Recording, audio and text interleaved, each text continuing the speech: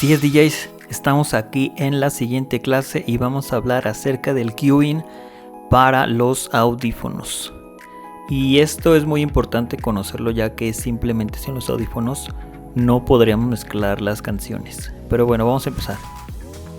Hacer los ajustes del pitch para la siguiente canción con tus audífonos mientras escuchas la primera canción que tienes en tus bocinas no es fácil al principio. ¿Por qué? Porque no es algo que practiquemos todos los días desde pequeños. O sea, esto es algo que se tiene que hacer y se tiene que aprender para poder realizarlo más adelante y poder dominarlo. Va a ser algo súper fácil. Entonces, hacer el cueing significa buscar en qué punto de una canción quieres iniciar su reproducción y ajustar el pitch durante el proceso del beat matching. Entonces, ¿qué pasa? Que primero necesitamos tener una canción para después empezar a hacer el cueing. El cueing es con la segunda canción con la que vamos a mezclar.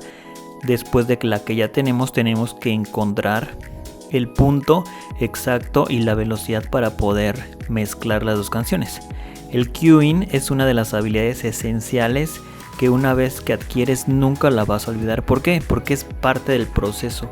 Sin este punto simplemente nada más estaríamos subiendo volúmenes y bajando. Entonces sí es muy importante realizar el cueing en todas las canciones. Va a haber algunos géneros como el rock que no vamos a necesitar hacer tanto beat match, no se vamos a necesitar buscar tanto la velocidad, sino el punto exacto en el que la canción suene muy bien para poder meterla.